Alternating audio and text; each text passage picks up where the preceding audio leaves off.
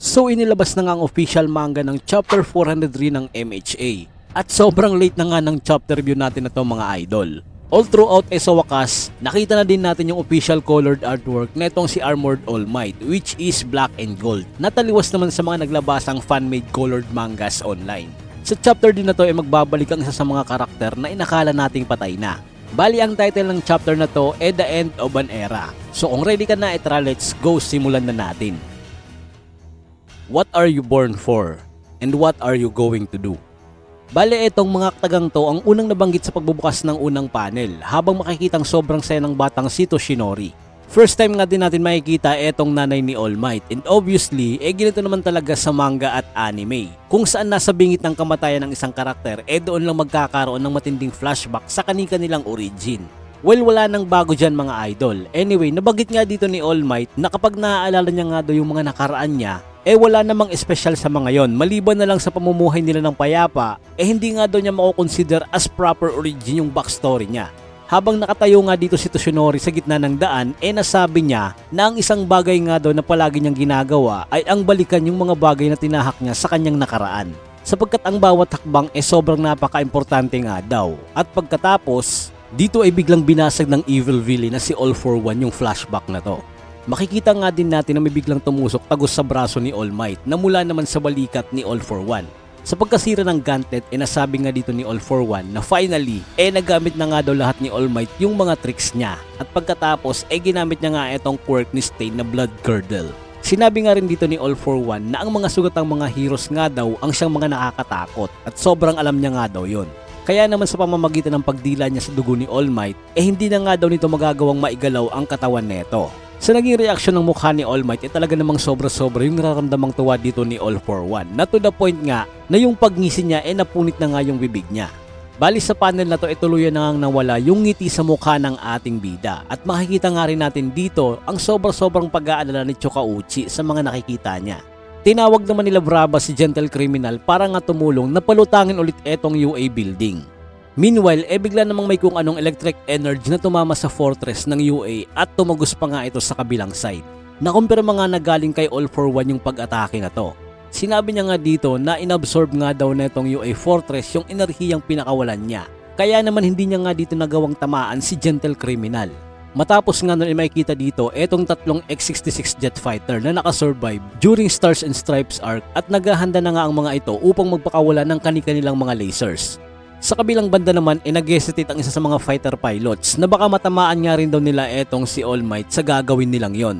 Sagot naman ng isang pilot na after all walang dudang si All Might ay ang natatanging idolo ni Stars and Stripes. Kaya naman kinakailangan nilang gumawa ng agarang desisyon.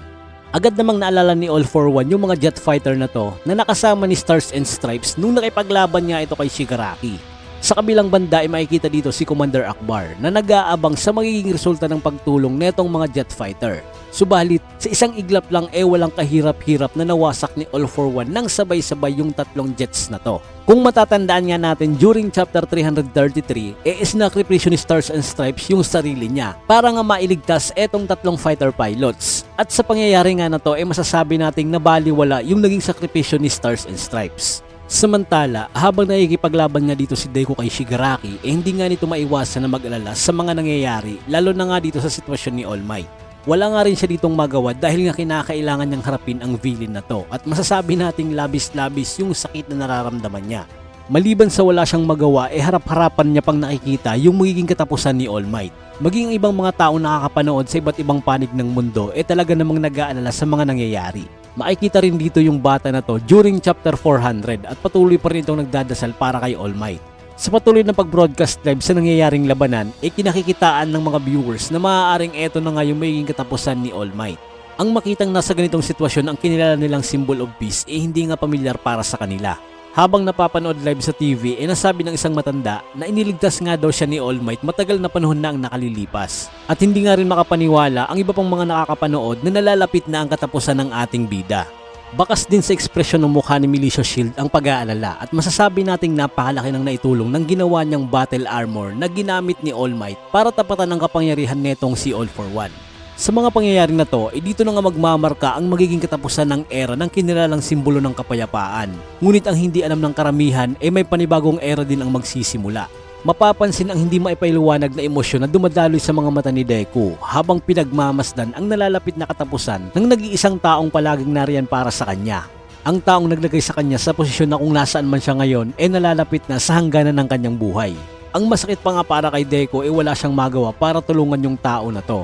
Bali dito ay binuhat ni All for One paitaas ang katawan ni All Might na as if para bang hahatiin ito sa dalawa yung katawan neto. So dahil nga sa walang magawa si Deku at ang iba pa, nagbabaka sakali at desperado sila na sana ay meron man lang dumating na hero para tulungan si All Might. Habang patuloy na umaapaw ang emosyon sa mga mata ni Deku, sa itaas niya sa bandang UA Fortress may kung anong bagay ang bigla na lang kuminang. At dito na nga makikita natin ang muling pagbabalik ni Katsuki Bakugo. So inakala nga nating patay na si Bakugo during chapter 362. Pero dahil sa tulong ni Edgeshot gamit ang Ninpo 1000 Sheet Burst Extreme, during chapter 364 pinasok niya nga yung katawan ni Bakugo at sinabi niyang siya na nga mismo yung magsisilbing parte ng katawan ni Bakugo na nawala, which is yung kanyang puso. Nasabi nga rin dito ni Best Genius na sa gagawing to ni Edgeshot hindi na nga daw siya makakabalik pa, na ang isinagot naman ni Edgeshot na kung magkaganon man ay ipapaubayan niya na nga kay Genius ang lahat hanggang sa makompleto yung surgery dito kay Bakugo. All throughout mga idol ay talagang nakareserve na nga itong si Bakugo para harapin si All for One, which is wak nga diba, dahil alam naman natin na aside sa pagiging side character niya kay Deku isa rin sa mga naging temporary wielder ng One for All. Dito ay napalingon nga si Deku at nakumpirma niya nga si Bakugo yung nakikita niya. At sa karugtong ng naging flashback ni All Might kanina mapapansin din yung ilaw sa daanan at kasabay nito ay makikita din natin ang nakatayong si Bakugo, hawak nga itong gusot na All Might card na natago niya. Sa harapan ni All Might ay pinapakita nga rin dito ang dalawang batang bersyon nila Katsuki Bakugo at Izuku Midoriya na hawak yung kaparehong ilaw na siya ring hawak ni All Might sa flashback na to. Bali sa pagtatapos ng chapter, kasabay ng pagtatapos ng era ng kinilala nating number 1 hero sa mundo ng My Hero Academia, ang siya namang pagsisimula ng bagong era, which is ang era na itong sina Bakugo at Deku. Bali mapapansin niya natin dito na parehas silang determinado and it's safe to say nakasado na nga ang possibility ng magiging match-up. So given na nga dito etong match-up nila Deku versus Shigaraki at syempre ang pinakahihintay ng lahat, Bakugo versus All for One, at dito na muna natin tatapusin yung video na to. At syempre kung nagustuhan nyo ang mga ganitong klaseng content, baka naman pwede makahingi ng like at subscribe para naman ganahan pa akong gumawa ng mga MHA review na katulad nito. So yun lang, bye bye!